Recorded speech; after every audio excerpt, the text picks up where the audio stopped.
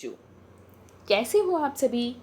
आशा करती हूँ आप सभी स्वस्थ होंगे। चलिए आज की कार्यपत्रिका शुरू करते हैं। आज दिनांक है 28 मार्च 2022।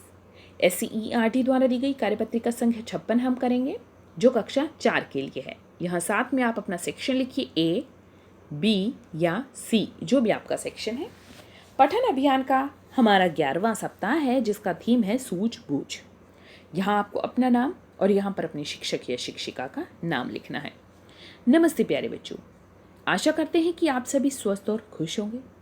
बच्चों, आज की कहानी में हम एक घमंडी मेंढकी के बारे में जानेंगे। एक पोखर में मेंढकी का परिवार रहता था। मेंढकी को अपने विशाल शरीर पर बहुत घमंड था। तो आज हम एक घमंडी मेंढकी के बारे में एक कहानी पढ़ेंगे। कहानी में क्या होता है, जो मेंढकी है वो अपने परिवार के साथ कहाँ रहती है, एक पोखर तालाब में रहती है। तो मेंढकी का परिवार एक तालाब में रहता है और मेंढकी को अपने विशाल शरीर पर बहुत घमंड था। विशाल क्या होता है, बहुत बड़ा, यानी मेंढकी का शरीर बहुत बड़ा था तो उसे उस पर बहुत घमंड था। चलिए देखते हैं कहानी में क्या है। पोखर के आसपास कोई नहीं रहता था, इसलिए बच्चों को भी अपनी माँ के अलावा कोई बड़ा नहीं दिखाई देता था। एक दिन बच्चों ने कहा, माँ, हम पोखर के दूसरे किनारे पर जाकर खेलना चाहते हैं। खेलते खेलते बच्चों ने वहां एक विशाल बैल को देखा। बैल को देखकर उन बच्चों की आंखें फटी की फटी रह गई।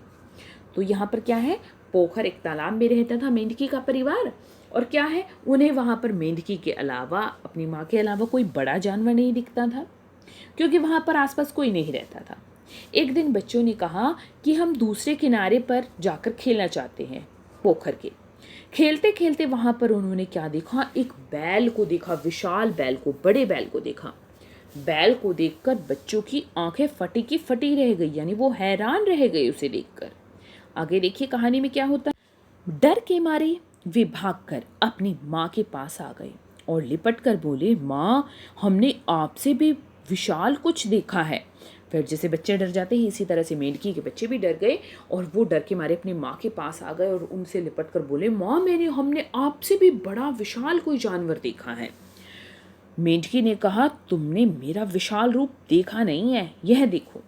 तो अब मेंढकी को यह देखकर तो क्या हुआ, घमंड हो गया एकदम से कि ये मुझे छोटा कैसे कह रहे हैं। तो उसने बच्चों को कहा कि तुमने मेरा विशाल रूप देखा नहीं है, ये देखो। घमंड में चूर मेंढकी ने अपना पेट बहुत बड़ा फुला लिया। ये देखिए यहाँ पर चित्र में क्या हुआ, मेंढकी ने अपना पेट बहुत बड़ा फुला लिया। पेट बहुत बड़ा फुलाते फुलाते दबाव बढ़ने के कारण मेंढकी का पेट फट गया। तो यहाँ पर देखो मेंढकी ने क्या किया, बहुत अपने पेट को फुला लिया। पेट फुलाने के कारण, बड़ा फुलाने के कारण क्या हुआ, दबाव बढ़ने के कारण उसका पेट फट गया और क्या हुआ, मेंढकी मर गई। अब यहाँ पर देखिए कहानी के अनुसार निम्न प्रश्नों के उत्तर दीजिए। उम्मीद करती हूँ कि आपको ये कहानी पसंद आई होगी। अब देखिए इसी से संबंधित प्रश्न। पहला प्रश्न, बैल को देखकर बच्चों की आंखें क्यों फटी की फटी रह गई। तो देखिए इन तीनों प्रश्नों को एक बार मैं आपको बता देती हूँ लिखित रूप में, इनके बाद आपको ये प्रश्नों के उत्तर दे दिए जाएंगे। देखिए बैल को देखकर बच्चों की आंखें क्यों फटी रह गई। बैल को देखकर बच्चों की आंखें इसलिए फटी रह गई, हो सकता है बैल बहुत विशाल हो, बहुत बड़ा हो। दूसरा कारण ये भी हो सकता है कि उन्होंने अपनी माँ के अलावा किसी जानवर को, बड़े जानवर को नहीं देखा हो, इसलिए भी वो क्या हो गए, उनकी आंखें फटी की फटी रह गई, हैरान हो गए वो उसे देखकर। दूसरा प्रश्न, मेंढकी का पेट फटने का क्या कारण था। देखिए यहाँ पर मेंढकी का पेट फटने के का क्या कारण था कि वहां पर क्या किया, मेंढकी ने पेट बहुत बड़ा फुला लिया। पेट बहुत बड़ा फुलाते फुलाते दबाव बढ़ने के कारण मेंढकी का पेट फट गया। बच्चों, इस कहानी से आपने क्या सीखा। तो मैंने तो इस कहानी से सीखा कि हमें कभी भी घमंड नहीं करना चाहिए। तो देखिए इनके लिखित रूप में उत्तर हम कैसे लिखेंगे। देखिए उत्तर 1, बैल को देखकर बच्चों की आंखें फटी की फटी रह गई क्योंकि वह बहुत बड़ा था। तो यहाँ पर आप विशाल भी लिख सकते हैं और बड़ा भी लिख सकते हैं। दूसरा आप ये उत्तर लिख सकते हैं कि बच्चों ने पहले अपनी माँ के अलावा और किसी इतने बड़े जानवर को नहीं देखा था। तो दोनों में से आप कोई भी उत्तर लिख सकते हैं, दोनों सही है।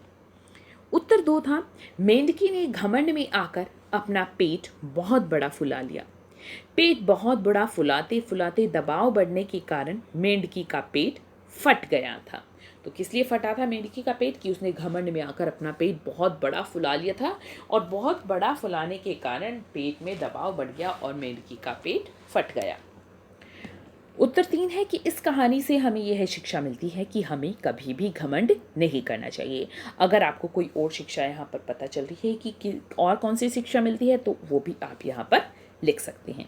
आगे देखते हैं कार्यपत्रिका। अभिभावकों के लिए सुझाव है, बच्चों को बताइए कि हमें कभी भी किसी चीज़ का घमंड नहीं करना चाहिए। आज का कोविड का मैसेज है, हमें अपने हाथों को साबुन और पानी से नियमित रूप से धोना चाहिए, तभी हम कोविड से सुरक्षित रह सकते हैं। आज की ये कार्यपत्रिका यहीं पर खत्म होती है। अगर आपको वीडियो पसंद आई है तो लाइक कर दीजिए, अपने फ्रेंड्स के साथ शेयर कीजिए और चैनल को सब्सक्राइब कर लीजिए ताकि आगे आने वाली वर्कशीट आपके मिस ना हो और आप अच्छे से अपना काम पूरा कर सकें। फिर मिलते हैं एक नई वर्कशीट के साथ, तब तक के लिए अपना ध्यान रखना। धन्यवाद।